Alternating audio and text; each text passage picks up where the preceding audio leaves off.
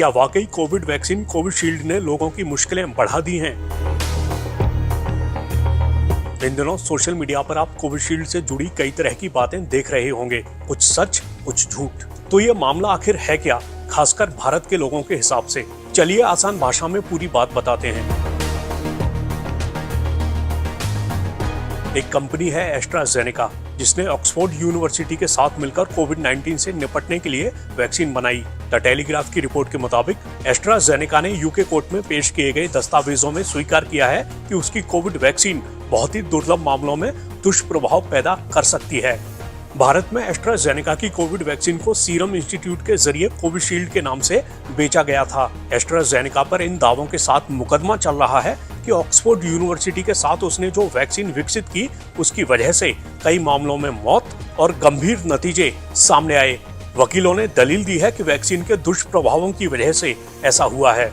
Report के मुताबिक पिछले साल 2 बच्चों के पिता जेमी स्कॉट की ओर से एक मामला दर्ज हुआ था। दावा है कि स्कॉट अप्रैल 2021 में वैक्सीन लगवाने के बाद खून का थक्का बनने और रक्तस्राव के चलते स्थायी दिमागी समस्या से पीड़ित हो गए थे, जिसकी वजह से वो कामकाज करने के लायक नहीं रहे।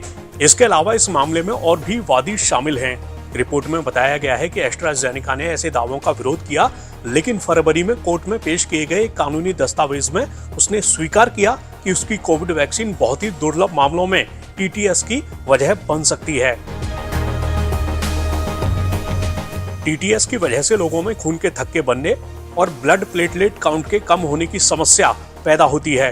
टीटीएस के नतीजे जानलेवा हो सकते हैं, जिनमें दिल का दौरा पड़ना, दिमाग को नुकसान पहुंचना और फेफड़ों में खून का प्रवाह बाधित होना जैसे नतीजे शामिल हैं।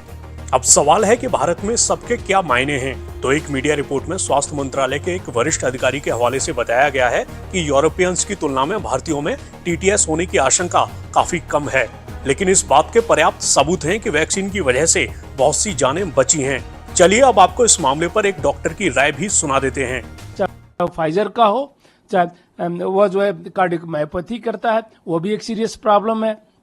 बच्चों में करता है, बुजुर्गों में करता है, सब में करता है। तो ये नहीं है कि सिर्फ एस्ट्राजेनेका की है। एस्ट्राजेनेका का जो कोर्ट में था, उन्होंने भी दिया, जिसको हम सभी लोग हाईलाइट कर रहे हैं। बाकी भी वैक्सीन का है ये जी। वही सर, जिसने लगवाई और जिसने बूस्टर डोज लिया, उनके मन में कई सवाल आ रहे हैं, तो उनके लिए क्या कहेंगे?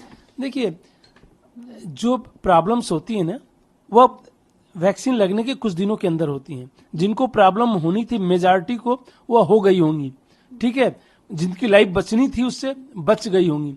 ग्रेजुअली जो है जितना समय बीतता जाता है, प्रोबेबिलिटी घटती जाती है कि कुछ प्रॉब्लम होगी, ठीक है। सो इसलिए जो है इसको लेके घबराने की जरूरत नहीं है।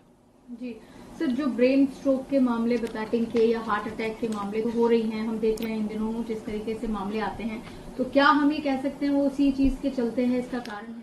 नहीं, ये इसकी संभावना हो सकती है, ये नहीं कह सकते कि उसी से हो रहा है। ऐसे भी हार्ट अटैक होते थे। आप देखिए तो पूरे देश का अगर डेटा देखें तो हार्ट अटैक ऐसा नहीं कि पहले नहीं होते थे, अब भी होते हैं। ब्रेन स्ट्रोक जो है, क्योंकि क्लॉटिंग जब भी होगा, मेजर रीजन ही होता था हार्ट अटैक का जो है क्लॉटिंग, कि क्लॉट हुआ, आपकी पहले से जो है कंप्रोमाइज्ड आर्टरी है हार्ट की, क्लॉट हुआ तो सडन ब्लड सप्लाई वहां की रुक जाती है जहां पे क्लॉट फंस गया, तो हार्ट अटैक होता है। सेम ब्रेन में होता है तो स्ट्रोक होता है, उसमें डेथ भी हो सकती है या पैरालिसिस हो सकता है अगर ब्रेन में हो रहा है तो ये नोन फिनोमेना है। ये भी नहीं कहा जा सकता कि उससे नहीं हो सकता, संभावना व्यक्त की जाती है। बट अब इतना दिन हो गया, 2 साल के आसपास हो गया वैक्सीन लगे हुए, तो धीरे धीरे उसकी प्रोबेबिलिटी कम हो जाती है। वैसे भी रेयर इवेंट है, जो उन्होंने कोर्ट में कहा भी है कि रेयर इवेंट है, और रियली रेयर है, कि बहुत ही कम प्रोबेबिलिटी है, बट प्रोबेबिलिटी है।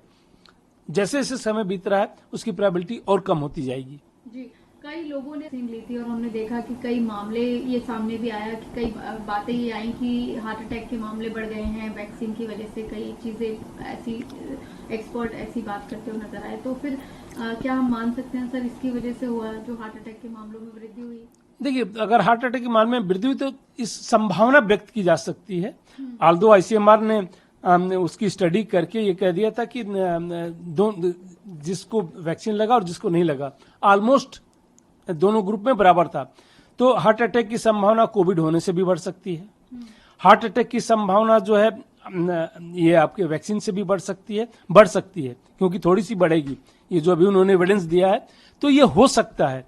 लेकिन डायरेक्टली हम उससे लिंक कर दें, ये अभी लिंक करना बहुत ही मुश्किल काम है, और उसके कई रीजन है लिंक करना, क्योंकि मिक्स वैक्सीन भी लग गए लोगों को। एक ही वैक्सीन लगा होता तो मान लीजिए हम लिंक भी कर पाते।